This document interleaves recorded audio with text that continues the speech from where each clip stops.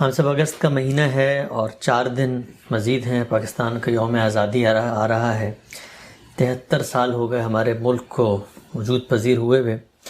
ہم عام طور پہ پاکستان کے بارے میں آپ سے اکثر بات کرتے ہیں، پاکستان کے اندر جو سماجی مسائل ہیں یا علم سیاست سے متعلق کوئی مسائل ہیں یا تاریخ کے مسائل ہیں یا پھر وہ مسائل جو مذہب سے ریلیٹڈ ہوتے ہیں، بہت تفصیل سے آپ کئی پہلوؤں سے اس پہ روشنی ڈالتے ہیں۔ ریاست کی نوعیت کیا ہے، پاکستان کے اندر سیاسی حرکیات میں کیا چیزیں ہیں جو قابل اصلاح ہیں۔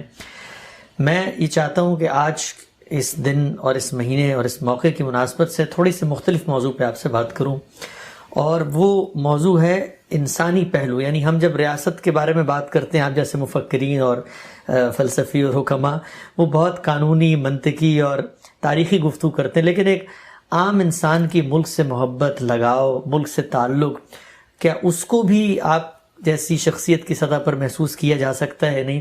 تو سوال میرا آپ سے پہلا یہ ہے کہ پاکستان میں آپ پیدا ہوئے، اس کے دیہاتوں میں آپ نے وقت گزارا، اس کے شہروں میں آپ رہے، اب اس کو چھوڑ کے ملیشیا میں کچھ عرصہ رہے، پھر آپ امریکہ تشریف لے آئے۔ سہولیات بہت زیادہ ہیں یہاں پر، لوگ بھی پاکستانی مل جاتے ہیں، لیکن کیا کبھی وہ کھچاؤ، وہ لگاؤ پاکستان کے ان گلیوں، چوباروں، محلوں سے محسوس ہوتا ہے کہ یعنی ٹھیک ہے کہ وہاں وہ چیزیں نہیں رہی اب، لیکن کبھی کھینچتا ہے پاکستان آپ کو اپنی طرف؟ یہ تو میرے نزدیک سوال بتا رہا ہے کہ آپ مجھے انسان نہیں سمجھتے۔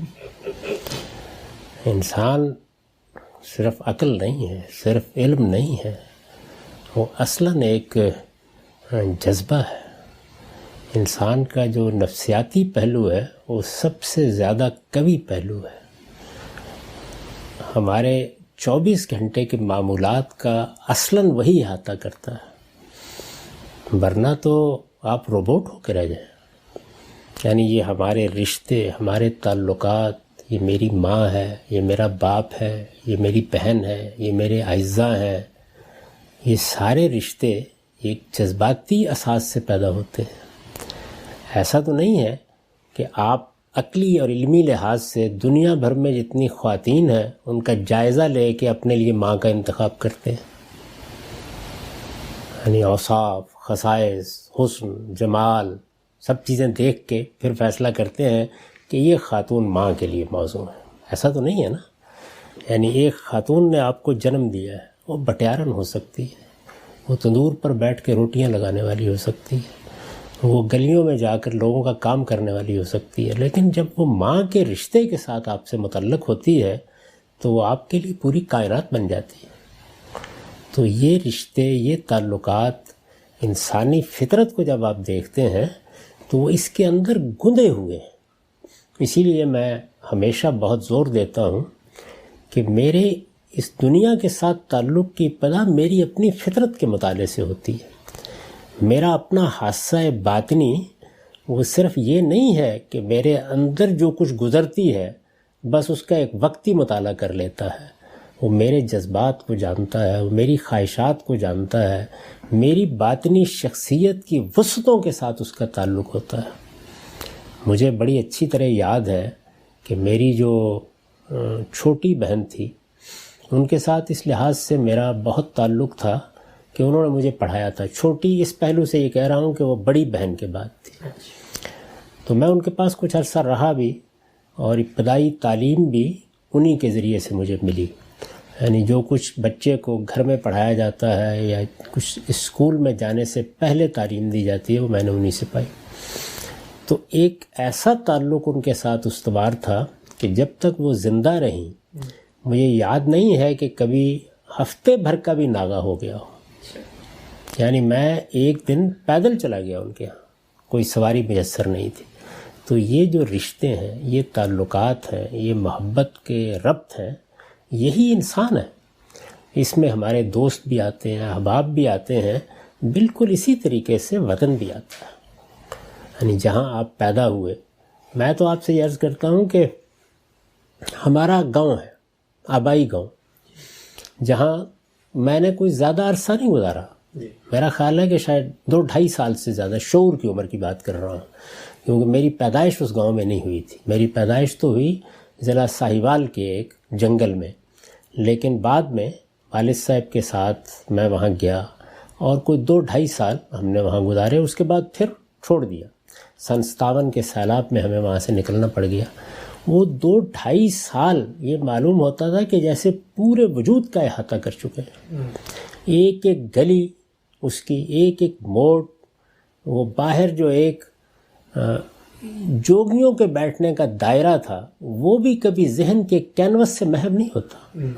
بلکہ میں آپ کو ایک عجیب بات بتاؤں کہ گاؤں سے نکلنے کے بعد دائیں ہاتھ مسجد اور بائیں ہاتھ، اس کو دائرہ کہتے تھے ہمارے ہاں، وہ آتا تھا.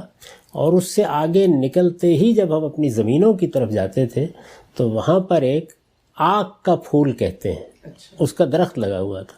آپ یقین کریں کہ اس وقت آپ بات کر رہے ہیں تو ان پھولوں کا رنگ میں اپنے باطن کی آنکھ سے دیکھ رہا ہوں.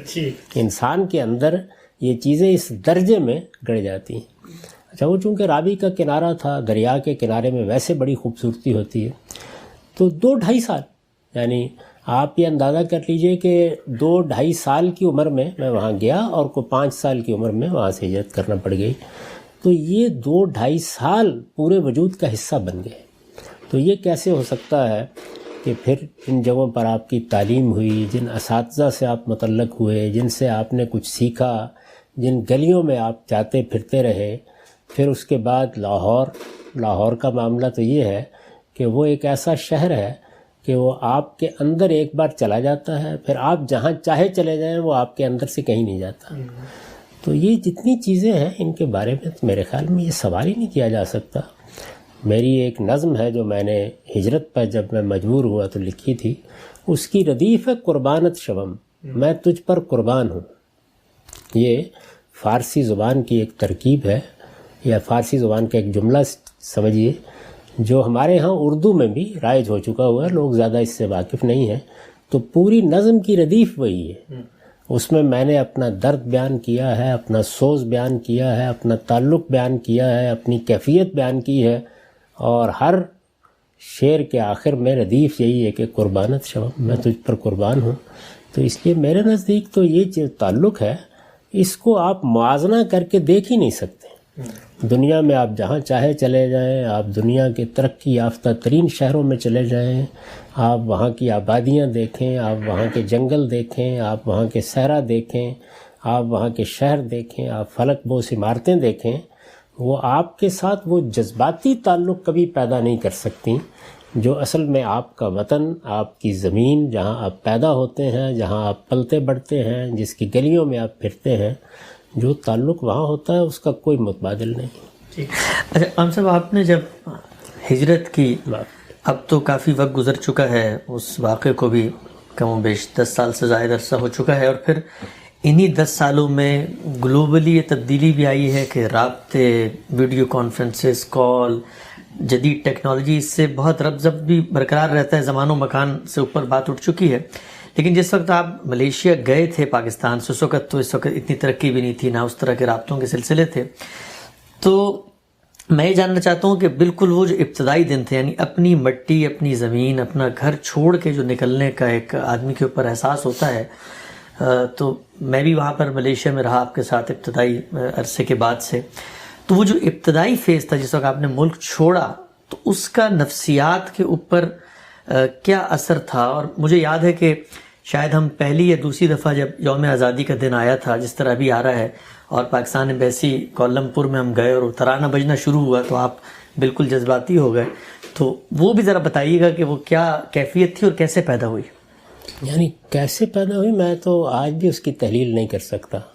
میں ایسے لوگوں میں سے نہیں ہوں کہ جو بات بات پہ رو دیتے ہیں. میرے ہاں میری سارے خاندان کے جو بزرگ تھے، بلکہ آپ کہہ سکتے ہیں کہ جتنے بھی متعلق رشتے آپ کے براہ راست رشتے ہوتے ہیں، یعنی آپ کی ماں ہے، آپ کا باپ ہے، آپ کی بہنیں ہیں، پھر اس کے بعد آپ کی پھوپھیاں ہیں، آپ کی خالائیں ہیں، آپ کے چچا ہیں، آپ کے ماموں ہیں، یہ سب کے سب میرے پاکستان چھوڑنے سے پہلے میرے سامنے دنیا سے رخصت ہوئے ہیں. ان سب کو میں نے دفن کیا ہے.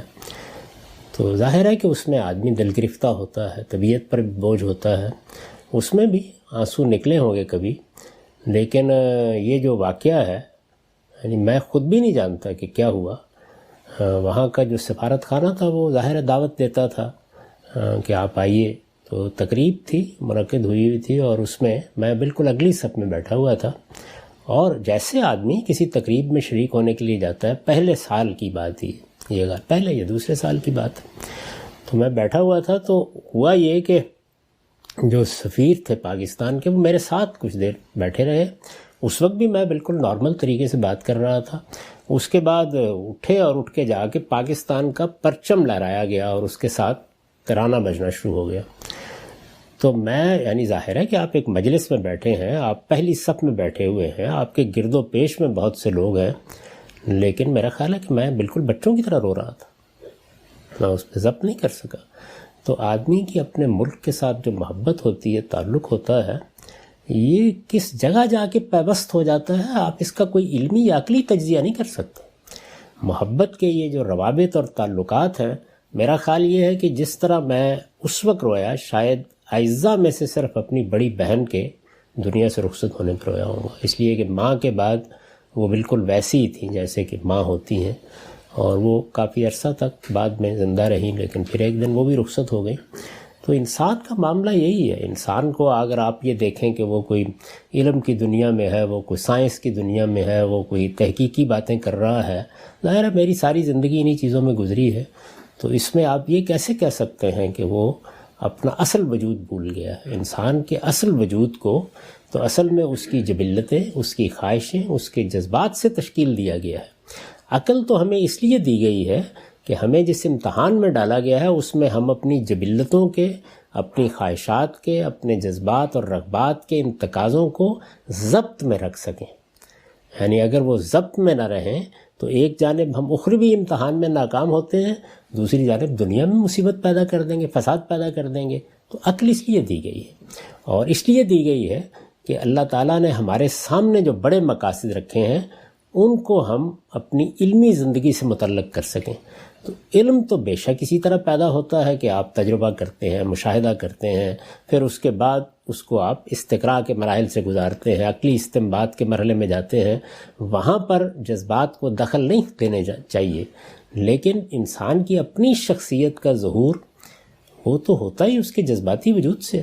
جی اچھا خان صاحب، ہم یہ دیکھتے ہیں کہ مختلف قوموں کے اپنے خصائص ہیں. ملیشیا میں ہم نے دیکھا، ترکی جانے کا موقع ملا، یا باقی ممالک میں بھی پاکستانی قوم کو جب بحیثیت قوم آپ دیکھتے ہیں، یعنی کچھ تو اس کے پہلو ہیں جو سیاستدانوں میں نظر آ جاتے ہیں، کچھ پہلو ہیں جو ہماری باقی جو معاشرے کے کردار ہیں ان میں نظر آتے ہیں. ایک عام پاکستانی، ایک سڑک پہ چلتا ہوا پاکستانی، ایک کوئٹہ کے اندر بیٹھا ہوا پاکستانی، ایک پہاڑوں پہ بیٹھا ہوا صوبہ خیبر پختونخوا کا پاکستانی، ایک پنجابی دہقان دیہات میں بیٹھا ہوا، بحیثیت قوم آپ کو کیا لگتا ہے کہ یہ جو ہمارا خطہ ہے جس میں ہم موجود ہیں، ان میں کون سے ایسے کوئی اوصاف و خصائص ہیں جو آپ کو نظر آتے ہیں کہ ایک پاکستانی قوم کو اللہ تعالیٰ نے کچھ صلاحیتوں سے نوازا ہے؟ دیکھیے، عام طور پر وہ قومیں کہ جو ایک لمبے عرصے تک بالکل الگ تھلگ رہی ہوں اور ان میں بڑے پیمانے پہ اختلاط نہ ہوا ہو، ان کی انفرادی صلاحیتیں بڑی حد تک کمزور ہو جاتی ہیں. ایسا نہیں ہے کہ وہ انسان ہی نہیں رہتے. اللہ تعالیٰ نے ایک لفظ استعمال کیا ہے قرآن مجید میں، اور وہ یہ ہے کہ وہ تمام مخلوقات کو جب وجود پذیر کرتا ہے تو ایسا نہیں کہ اپنی آخری شکل میں کر دیتا ہے. یعنی وہ کسی بھی چیز کو جب پیدا کرتا ہے تو پھر اس کے بعد وہ پیدا ہونے کے نتیجے میں اپنے داعیات کی مزید تشکیل کرتی ہے. اس کو تسویہ سے تعبیر کیا گیا ہے، یعنی ہر لحاظ سے کسی چیز کو درست کرنا.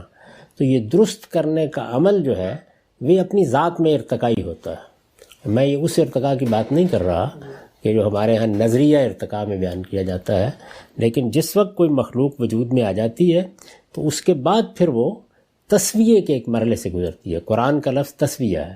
آپ دیکھیے نا کہ جہاں انسان کی تخلیق کا ذکر کیا ہے سورہ سجدہ میں، تو بات یہاں سے شروع کی ہے کہ بدا خلق الانسان من طین ثم جعل نسلہ من سلالۃ من ماء مہین ثم سواہ، یعنی وہ بن گیا ہے، ابھی تسویہ نہیں ہوا اس کا.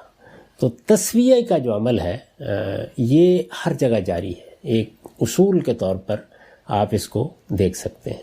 اس عمل کو آپ جب اس کا اندرون میں اتر کے مشاہدہ کرتے ہیں تو آپ اس حقیقت کو پا لیتے ہیں کہ یہ جو چیز ہے یہ بہرحال اسی دنیا میں ہونی ہے، آپ کے جذبات کے ساتھ بھی ہونی ہے، آپ کے خیالات کے ساتھ بھی ہونی ہے، آپ کے اپنے وجود کی تشکیل میں بھی ہونی ہے، جن چیزوں کو پیدا ہونا ہے ان کے ساتھ بھی ہونی ہے۔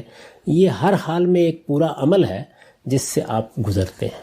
اس زاویے سے چیزوں کو آپ دیکھیں گے تو ایک بالکل دوسری تصویر آپ کے سامنے آئے گی کہ یہ دنیا کس اصول پر بنی ہے اور کس منتہا کو پا رہی ہے۔ فرمائیے آپ۔ پاکستانی قوم کے تو میں یہ عرض کر رہا تھا کہ یہ جو عمل ہے تسویہ کا، یہ ہوتا کیسے ہے؟ یہ بڑے پیمانے پر اختلاط سے ہوتا ہے۔ اچھا، بہت بڑے پیمانے پر۔ تو پاکستانی قوم کو اگر آپ دیکھیں تو یہ جو شمال مغربی ہندوستان ہے خاص طور پر، اس میں یہ اختلاط بہت بڑے پیمانے پہ ہوا ہے۔ یعنی ہندوستان کی قدیم اقوام کا آپ ذکر پڑھتے ہیں، یہ ہن ہیں، یہ ستھین ہیں، یہ دراوڑ ہیں، یہ فلاں ہیں۔ پھر یہ ہے کہ وسط ایشیا سے قافلوں پر قافلے آ رہے ہیں، آریہ آ رہے ہیں، وہ یہاں کی جو مقامی آبادیاں ہیں ان کو جنوب کی طرف دھکیل رہے ہیں۔ تو اس علاقے میں قوموں کے مابین بڑے پیمانے پہ اختلاط ہوا ہے۔ اس لیے یہاں لوگوں کی صلاحیتیں بڑی بے پناہ ہیں، غیر معمولی ہیں۔ صلاحیتیں بے پناہ ہیں، لیکن قومی قیادت ان کو ٹھیک طرح سے راستے پر لگانے میں ناکام ہو جاتی ہے، یوٹیلائز نہیں کر پاتی۔ اس کے بہت سے وجوہ ہیں، اور یہ نہیں ہے کہ وہ قومی قیادت آپ کہیں گے کہ بھائی جب اتنی صلاحیتیں ہیں تو قومی قیادت ایسی ہونی چاہیے، پیدا ہوئی بھی ہے، یعنی بڑی اعلیٰ درجے کی قیادت اسی قوم نے پیدا کی ہے، لیکن اس کے پیچھے کچھ تاریخی عوامل ہیں۔ یعنی جس وقت ایک قوم تاریخ کے مختلف مراحل سے گزرتی ہے تو یہ بھی ہو سکتا ہے کہ ایسے عوامل پیدا ہوئے ہوں کہ جو اس کو ارتقاء ہی میں گامزن رکھیں، اور یہ بھی ہو سکتا ہے کہ ایسے عوامل پیدا ہو گئے ہوں کہ جو آہستہ آہستہ اس کے قوا کو مزمل کر دیں، اس کی صلاحیتوں کو منتشر کر دیں، اس کے وجود کی تالیف، قومی وجود کی تالیف کو درہم برہم کر دیں۔ ہمارے ساتھ یہ بالکل ہو چکا ہے، یعنی قومی حیثیت سے۔ اور یہ صرف اس خطے میں نہیں ہوا، ظاہر ہے کہ ہماری ایک حیثیت یہ ہے کہ ہم اس خطے کے رہنے والے ہیں، اس میں 5-7 ہزار سال کی تاریخ آپ کو مل جائے گی، اور ایک حیثیت وہ ہے کہ جو ایک مسلمان کی حیثیت سے اس میں بھی ہمارے ربط و ضبط کے اور ہمارے تعلقات کی ایک دنیا ہے، وہ بھی کوئی 1200-1400-1500 سال تو اس پر بھی ہو گئے ہیں۔ تو یہ جتنی تاریخ ہماری گزری ہے، اس تاریخ میں ایسے عوامل جمع ہوئے، شاید اس کا ذکر کرنے کا یہ موقع نہیں ہوگا، جنہوں نے آہستہ آہستہ قوا کو مزمل کر دیا ہے۔ ایک انسان کا آپ جائزہ لیتے ہیں نا، تو ایک یہ ہے کہ ایک انسان دنیا میں پیدا ہوا، اس کے اندر بڑی غیر معمولی صلاحیتیں تھیں، کوئی بیماری لاحق نہیں ہوئی، کسی برے ماحول میں نہیں گیا، گرد و پیش سے اس کو سپورٹ ملتی چلی گئی، اور جو نشو و نما دینے والی قوتیں ملتی چلی گئیں، تو آپ دیکھتے ہیں کہ وہ آہستہ آہستہ یعنی ایک تناور درخت بن جاتا ہے۔ اور یہ بھی بالکل ممکن ہو سکتا ہے کہ بہت بڑا پوٹینشل لے کے ایک انسان پیدا ہوا، لیکن یہ سارے عوامل حامی نہیں تھے اس کے، اور اس میں وہ بالکل مرجھا کے رہ گیا۔ یہ پودوں کے ساتھ یہی ہوتا ہے، جانوروں کے ساتھ یہی ہوتا ہے، انسانوں کے ساتھ بھی یہی ہوتا ہے، قوموں کے ساتھ بھی یہی ہوتا ہے۔ تو وہ عوامل جو تاریخ نے پیدا کیے ہیں، وہ کیوں پیدا ہوئے، اس کے پیچھے پھر کچھ عوامل ہوتے ہیں۔ تو یہ دنیا تو اسی اصول پر بنی ہے، لیکن وہ پھر ایک داستان ہے پوری کی پوری، وہ عوامل اثر انداز ہو چکے ہیں۔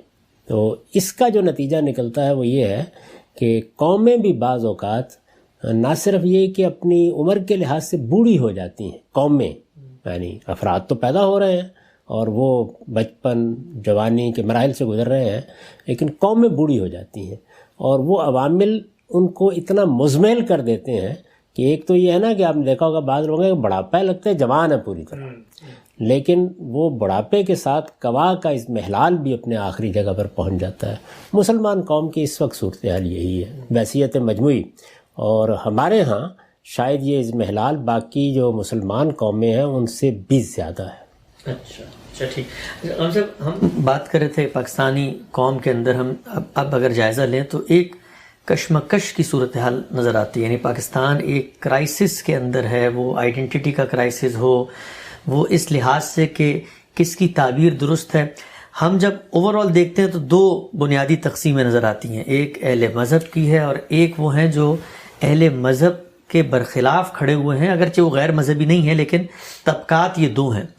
جب لوگوں سے پوچھا جاتا ہے، آپ نے ظاہری بات ہے مذہبی فکر پر تنقید ریکنسٹرکشن کا کام کیا ہے، تو بظاہر یہ لگتا ہے کہ ایک طبقہ جو اہل مذہب کا ہے پاکستان میں، علماء، مدارس لاکھوں کی تعداد میں، اور پھر مذہبی سیاسی جماعتوں کے کارکنان، اور دوسری طرف جو دوسرا طبقہ ہے، تو آپ بظاہر یہ نظر آتا ہے کہ دوسری جگہ پر کھڑے ہوئے ہیں، اور آپ کی گفتگو کا موضوع، تنقیدات کا ہدف بھی اس مذہبی طبقے کے افکار ہوتے ہیں۔ سوال جو میں آپ سے کرنا چاہتا ہوں وہ یہ ہے کہ فکر تو ہم آپ سے سنتے ہیں، جانتے بھی ہیں، آپ اس کا اظہار بھی کرتے ہیں، یہ جو دوسرا طبقہ ہے مذہبی طبقہ، اس کے کچھ خصائص، اس کی کوالٹیز، اس کے ایثار، اس کی قربانی ہم یہ دیکھتے ہیں کہ وہ بلوچستان کے صحراؤں میں، پہاڑوں پہ لوگ ایثار قربانی دے کے ایک ایک مسجد کھول کے، امام مسجد کی اگر آپ آمدنی دیکھیں چند ہزار روپے میں وہ گزارا کرتا ہے، لیکن ایک نیریٹو ہے، صحیح غلط جو بھی ہے وہ اس کو پہنچا رہا ہے۔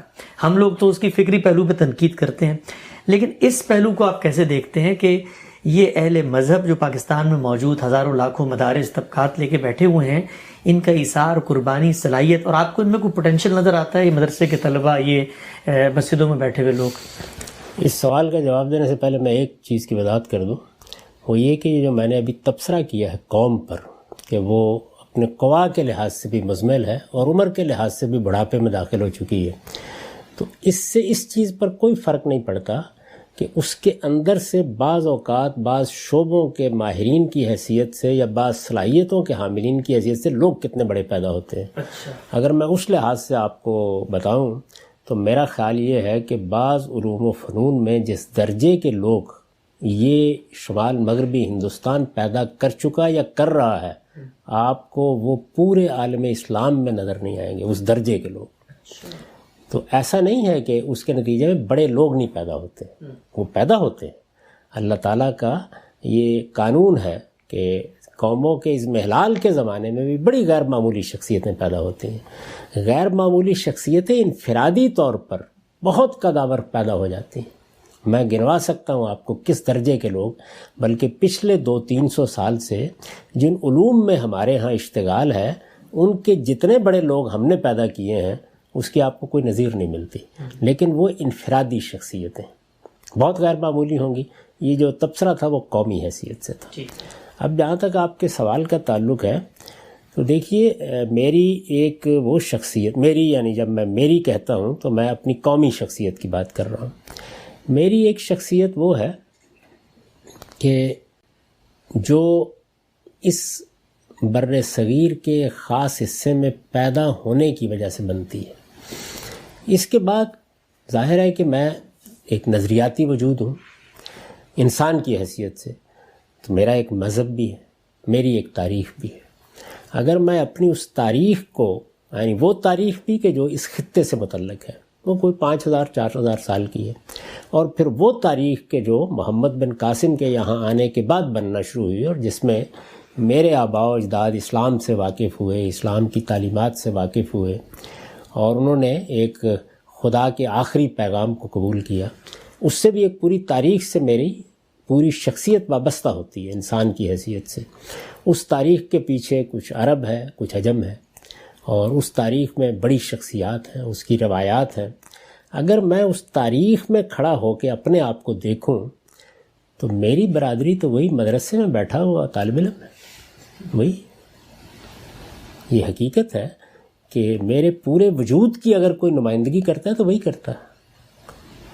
میرے باطن کے اندر کھڑا ہو کر اگر کوئی مجھے جانتا ہے تو وہی جانتا ہے، وہی ہے۔ آپ مدرسے کو دیکھیں، اس وقت خامیوں کا ذکر کرنے کی ضرورت نہیں ہے، وہ ہے کیا؟ میری پوری جو روایت ہے اس روایت کا ظہور تو اسی میں ہو رہا ہے۔ یعنی وہی لوگ ہیں کہ جو در حقیقت میری تاریخ کا حافظہ ساتھ لے کے چل رہے ہیں۔ میری تاریخ کے اس حافظے میں 14 صدیاں ہیں۔ یہ جو آپ کا نیا نوجوان پیدا ہوتا ہے، جو آپ کی یونیورسٹیوں میں جاتا ہے، اس میں سے تو کسی کو کوئی خداداد صلاحیت حاصل ہو اور وہ وہاں سے اوپر اٹھے اور اوپر اٹھ کر میرے پورے حافظے اور میری پورے پس منظر سے وابستہ ہو جائے تو اللہ کی عنایت ہوتی ہے، ہوتے ہیں لوگ یہاں بھی، لیکن حقیقت کے اعتبار سے جہاں میری پوری شخصیت، میرے ماضی، میرے حال، میرے علوم کا ارتقاء ہو رہا ہے، اور جہاں وہ چیزیں موجود ہیں صدیوں سے، وہ تو وہی مدرسہ ہے. وہ ہو سکتا ہے بلوچستان کے ایک صحرا میں بیٹھا ہوا شخص ہو. تو اس لیے میرے تو سارے ہی جذبات اس سے متعلق ہیں. اصل میں جب تنقید کرنا پڑتی ہے تو وہ اس لیے کرنا پڑتی ہے کہ اگر میرا اپنا وجود کہیں پیچھے رہ جائے، اگر وہ کسی جمود کا شکار ہو جائے، تو میں سب سے پہلے اسی کو چاہوں گا کہ وہ اس سے نکلے. سب سے پہلے اسی کو چاہوں گا. آپ کے علم میں ہے کہ امام فرائی، یعنی مدرسہ فرائی کی ابتدا جن سے ہوئی ہے، امام فرائی سے کسی نے یہ پوچھا کہ آپ عربی میں کیوں لکھتے ہیں؟ آپ ہندوستان میں پیدا ہوئے ہیں، ان کی ایک آدھ تحریر کے سوا سب عربی میں ہیں، تو آپ عربی میں کیوں لکھتے ہیں؟ تو انہوں نے کہا کہ میرے مخاطب علماء ہیں، وہ درست ہو جائیں گے، ہر چیز ٹھیک ہو جائے گی. تو اصل میں یہ میرا گھر ہے، یہ میرا وجود ہے، یہ میری برادری ہے، تو میں سب سے پہلے اسی کو مخاطب کروں گا. یہ میری تاریخ ہے، اس کے نمائندے وہی ہیں. میری تہذیب کی ساری روایت اصل میں انہی کے پاس ہے. وہ تو پھر اس کے بعد آپ کو معلوم ہے کہ استعمار نے آ کر جب ان علاقوں پر قبضہ کیا اور وہ اپنی روایات، اپنی تہذیب لے کے آئے، انہوں نے زبان بدل ڈالی، انہوں نے سوچنے کے طریقے بدل ڈالے، انہوں نے رہن سہن کے آداب بدل ڈالے. تو اس میں ایک ایسے سمجھیں آپ کے جیسے ایک زمین کے لیے اجنبی پودے کاشت کیے گئے ہیں، وہ ہیں کہ جو آپ کو اب اپنی جدید درسگاہوں سے جو پڑھ کے نکلتے ہیں ملتے ہیں. یعنی ان کو تو ایک بہت بڑے پیمانے کے تاریخی عمل سے گزارنا پڑے گا. میں بارہا اس کا نوحہ پڑھتا رہتا ہوں کہ جب عربی زبان سے ناواقف ہوئے تو گویا 1400 سال کے حافظے سے محروم ہو گئے. فارسی زبان سے ناواقف ہوئے تو 900-1000 سال نکل گئے. اب آپ کی جو نئی نسلیں ہیں وہ اردو زبان سے بھی ناواقف ہو جائیں گی. وہ نہیں جانیں گی اقبال کون تھا، اکبر الآبادی کون تھا، غالب کون تھا. ذرا رکھ کے دیکھیے اپنی نئی نسلوں کے سامنے، واقف نہیں ہے. تو آپ کی اپنی مٹی، آپ کا اپنا پس منظر، آپ کی اپنی تہذیبی روایت، یہ اگر آپ ساتھ لے کے نہیں چل رہے تو اصل میں آپ ایک ایسا پودا ہے کہ جس کی کوئی جڑیں نہیں ہے، بنیاد ہی نہیں ہے. تو وہ لوگ جن کا آپ ذکر کر رہے ہیں اصل میں میرے تو وہی ہیں. تو اس لیے میں اگر ان پر نقد کروں گا یا ان کے علوم پر نقد کروں گا تو سب سے بڑھ کر وہی اس کے مستحق ہیں کہ اگر میں کہیں کوئی خامی یا کمزوری پا رہا ہوں تو اس پر انہیں توجہ دلاؤں. ٹھیک. اب سب کچھ منٹ ہمارے پاس باقی ہیں اور میں چاہتا ہوں اسی موضوع کو آگے بڑھاؤں اور آگے سے بھی ہم بات کریں. ایک اور چیز آپ کا میں نے یہ محسوس کیا کہ آپ چونکہ پاکستان کی معاشرت تہذیب کا پس منظر رکھتے ہیں تو لباس کے اندر بھی ہمیشہ یہ جو مشرقی جامہ زیبی ہے اسی کو ترجیح دیتے ہیں. میں اس پہلو سے سوال کرنا چاہتا ہوں اپنی قوم کے لحاظ سے. کچھ ہماری قوم کے خصائص ہیں، میں بھی بہت ان کو ایڈمائر کرتا ہوں. آپ کو لگتا ہے کہ پاکستان کے اندر جو کچھ ہماری کلچرل چیزیں ہیں وہ انسان اگر ان کا جائزہ لے تو اس میں ایک میچورٹی بھی نظر آتی ہے؟ مطلب لباس اب پہنتا ہے آدمی، محتشم ہے، ساتر ہے، وجیح ہے، دنیا کے اور لباسوں سے ہم اس کا موازنہ کرتے ہیں. تو آپ لباس بھی ہمیشہ اپنی تہذیب اور معاشرت ہی کا اپناتے ہیں، اس کی بھی وجہ؟ میرے نزدیک تو انسان کا جو پس منظر ہے اس کے لحاظ سے جو اس کی تہذیبی روایت بنتی ہے اس کا سب سے نمایاں ظہور دو چیزوں میں ہوتا ہے، ایک اس کی زبان میں اور ایک اس کے لباس میں. تو اس معاملے میں آپ مجھے آخری درجے کا روایت پسند آدمی پائیں گے. یعنی میرے ہاں جو فکر کی جدت ہے وہ کبھی میرے اس جذباتی اور تہذیبی وجود پر اثر انداز نہیں ہوتی. میرے تہذیبی وجود کے معاملے میں آخری درجے کی صلابت آپ نے دیکھی ہوگی، مجھے قریب سے دیکھا ہے. میں اس پر ادنیٰ درجے میں کمپرومائز کرنے کے لیے تیار نہیں ہوتا. لیکن جہاں تک فکر کا تعلق ہے یا اس دنیا کے اندر جو تبدیلیاں آ گئی ہیں ان کو اپریشیٹ کرنے کا تعلق ہے، ان میں کسی سے پیچھے بھی نہیں ہوتا. تاہم میں ان کو اپنی جس کو میں نے ابھی عرض کیا کہ ایک آپ کی علمی شخصیت ہے، اس میں آپ چیزوں کو علمی اور عقلی تجزیے سے گزار کے سامنے رکھتے ہیں. ایک آپ کی نفسیاتی شخصیت اور آپ کا وجود ہے. تو میں ان دونوں میں سے ایک کو دوسرے کے اوپر حاوی نہیں ہونے دیتا کبھی بھی. وہ اقبال کا ایک شعر ہے کہ اگرچہ فرشتہ موت کا چھوتا ہے گو بدن تیرا، تیرے وجود کے مرکز سے دور رہتا ہے. تو یہ جدید تہذیب کے لوازم، یہ نئی دنیا کے ادارے، یہ اس کے علوم، میں شب و روز ان میں بسر کرتا ہوں. ان میں سے ایک ایک چیز کے بارے میں میں یہ کہہ سکتا ہوں کہ اگرچہ آپ کہہ سکتے ہیں کہ یہ میری دنیا نہیں ہے، لیکن میں نے اس دنیا کو اس کے اندر اتر کر دیکھا ہے.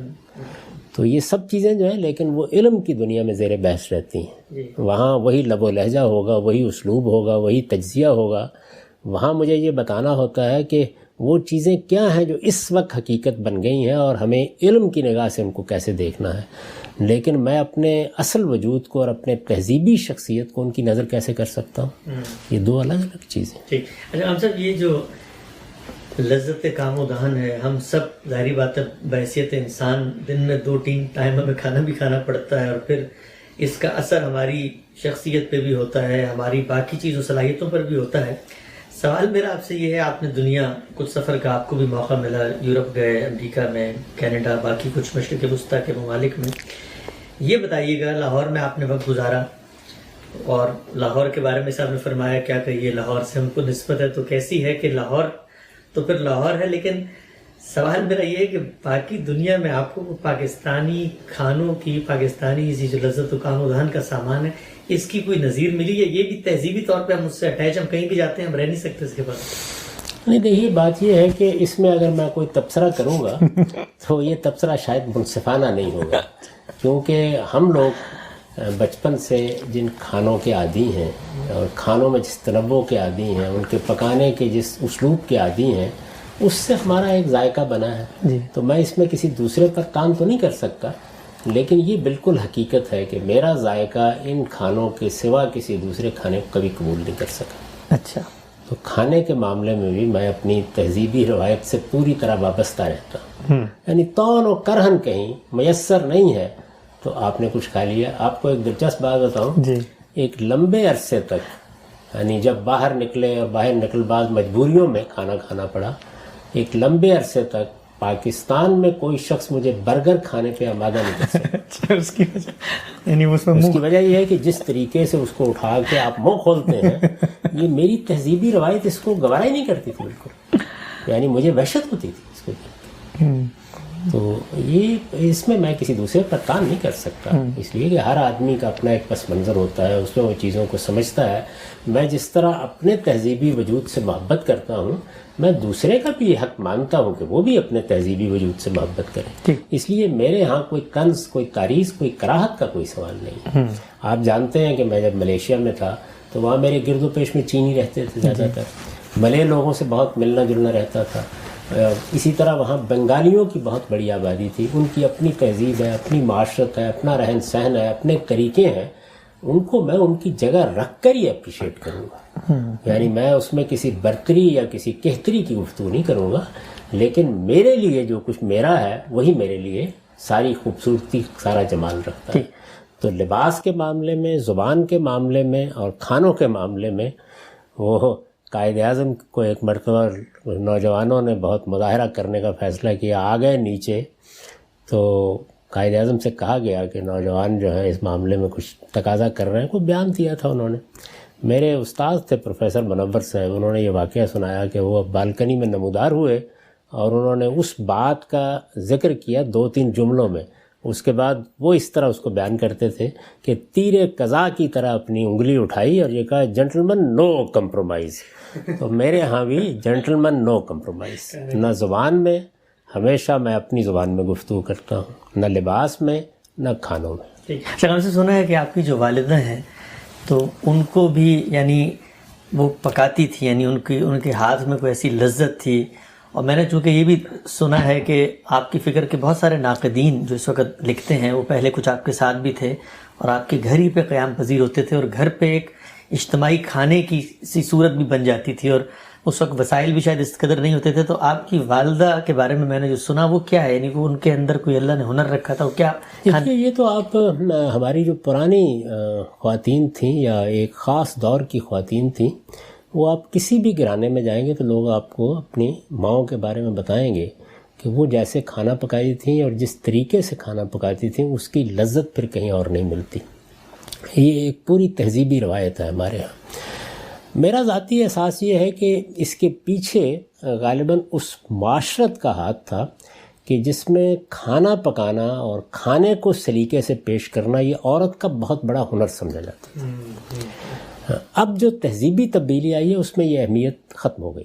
اب بھی آپ کو ملیں گی خواتین بہت شوق سے کھانا پکائیں گی، اس میں بڑا تنوع رکھیں گی، یہ سب چیزیں، لیکن یہ اس طرح نہیں رہا. اب میں یہ عرض نہیں کر رہا کہ ایسا ہی ہونا چاہیے، لیکن بہرحال جس تہذیب جس پس منظر میں ہم پیدا ہوئے اس میں یہ چیز موجود تھی، اور یہ موجود تھی تو ظاہر ہے کہ ان کے کھانے کے، میرے ہاں چونکہ بہت سے طلباء رہتے رہے اور میرے ساتھ رہتے رہے، میرے گھر میں بھی رہتے رہے، تو وہ سب ان چیزوں کا بہت ذکر کرتے ہیں، اور اس میں کوئی شک نہیں ہے. یعنی میں بھی ان کے کھانے کی لذت پھر کہیں پا نہیں سکا، تاہم اس کو آپ ایک بالکل شخصی ذوق بھی کہہ سکتے ہیں. ٹھیک ہے صاحب، آخری چند منٹ ہے ہمارے پاس، تو میں کچھ تھوڑی سی، کیونکہ ہمارے یوم آزادی کا موقع ہے اور 73 سال ہو گئے ہمارے ملک کو بنے ہوئے، تو کچھ تھوڑی سی امید افزا گفتگو آپ سے سننا چاہتا ہوں. ہم کرتے ہیں، تنقید بھی کرتے ہیں پاکستان کے حالات واقعات پر، لیکن آپ کو کیا کوئی صورت نظر آتی ہے، کیا کوئی اسکیپ ہے، کیا کوئی لگتا ہے آپ کو؟ بھی سب تو معیشت بھی بہت نیچے جا چکی ہے اور عدم استحکام بھی ہے ملک میں بھی، سرحدوں پر بھی، عالمی سطح پر پاکستان کے تعلقات بڑے ہی کشیدہ رہتے ہیں. ہمارا پاسپورٹ جو ہے وہ دنیا کے بالکل ادنا پاسپورٹس میں اس کا شمار ہوتا ہے. لوگوں کے معاملات، قوموں کے اندر اخلاقی پستی چیزیں بھی نظر آتی ہیں، لیکن کیا کوئی آپ کو لگتا ہے کہ کوئی امید ہے؟ اور اگر آپ کو لگتا ہے تو وہ رستہ کیا ہے جس پہ اگر چلا جائے تو کوئی بہتری کے امکانات پاکستان میں نظر آ سکتے ہیں؟ میں اب آپ کی تعریف قلب کے لیے امید گفتگو کروں. دیکھیے بات یہ ہے کہ اپنی قوم سے، حالات سے، اپنے پروردگار سے اچھی امیدیں رکھنی چاہیے. میں رجائیت پسند لوگوں میں سے ہوں، میں کبھی بھی یاس میں مبتلا نہیں ہوتا. ہمارا، میں نے آپ سے عرض کیا ہے کہ جو ایک پیدائشی مرض ہے، بار بار میں اس پر توجہ دلاتا ہوں، وہ یہ ہے کہ ہم قومی یا اجتماعی سطح پر اپنے وجود کی حقیقت کا فیصلہ نہیں کر سکے. وہ اس وقت بھی نہیں ہوا. یعنی ہم کیا ایک قومی ریاست ہیں؟ کیا ہمارے ہاں یہ کوئی مذہبی نوعیت کا اقدام تھا جو پاکستان کی صورت میں ہوا؟ یہ کشمکش ہے جس میں ہم، کشمکش اور خلجان سے بڑی کوئی چیز نہیں ہوتی. اس سے اصل میں آپ کے پورے وجود میں انتشار پیدا ہو جاتا ہے. اسی طرح سے اجتماعی زندگی کو ہم نے کس اصول پر منظم کرنا ہے، اس معاملے میں بھی ہمارے یہاں آپ جانتے ہیں کہ سول ملٹری کشمکش جو ہے پہلے دن سے جاری ہے. بحثیت مجموعی یعنی قوم پہلے ہی مزمل تھی، اس کے قوا مزمل تھے، اس کا بہت برا اثر پڑا ہے. لیکن جو امید کا پہلو ہے وہ بہت غیر معمولی ہے، اور وہ یہ ہے کہ آپ اگر اس کے مقابل میں مشرق وسطیٰ کے ممالک کا مطالعہ کریں تو جس جگہ پہ ہم کھڑے ہیں، یعنی ان سب برے پہلوؤں کے باوجود آزادی، حریت، انسانی حقوق، اس کا ادراک، دانشوروں کی کشمکش، مختلف نظریات کے اپنے تضادات، ان تضادات پر گفتگو کی روایت، اگر آپ اس زاویے کے ساتھ دیکھیں تو آپ اگر مشرق وسطیٰ کے ممالک کے ساتھ اس کا مقابلہ کریں تو یہ معلوم ہوگا کہ وہ مردہ ہیں اور ہم زندہ ہیں. یعنی یہ صورتحال. تو اس لیے اس پر بھی اللہ کا شکر ادا کرنا چاہیے. تمنائیں، آرزوئیں کیا ہیں، ہماری قوم کو کیا بننا چاہیے، وہ ظاہر ہے کہ بڑی ہی رکھنی چاہیے اور اس کی جدوجہد بھی کرنی چاہیے. لیکن اس وقت اگر آپ نگاہ اٹھا کے دیکھیں تو ایک ملیشیا، ایک ترکی اور ایک پاکستان، یہ تین ہی ملک ہیں کہ جو تاریخی عمل میں کچھ اگلے قدم اٹھا چکے ہیں. باقی تو آپ دیکھ رہے ہیں کہ کیا چیز ہے، یعنی بدترین ملوکیت ہے، خاندانوں کے قبضے میں پورے قوم اور ملک کی دولت. یعنی ہمارے ہاں بھی یہ ساری چیزیں آپ کو کسی جزو میں نظر آتی ہیں، لیکن اس کے ساتھ ہم اپنی حکومتوں پہ تنقید کرتے ہیں، اپنی فوج پہ تنقید کرتے ہیں، اسٹیبلشمنٹ پہ تنقید کرتے ہیں، اندر بیٹھ کے کرتے ہیں، باہر بیٹھ کے کرتے ہیں، اخبارات کرتے ہیں، دانشور کرتے ہیں، سوشل میڈیا کرتا ہے، لوگوں میں تبادلہ خیالات ہوتا ہے، نئے افکار اور خیالات کا بھی ایک خاص توازن ہے جو قائم رہتا ہے. تو آپ اس زاویے سے اگر دیکھیں تو ہماری قوم باقی مسلمان ملکوں کے مقابلے بہت آگے ہے.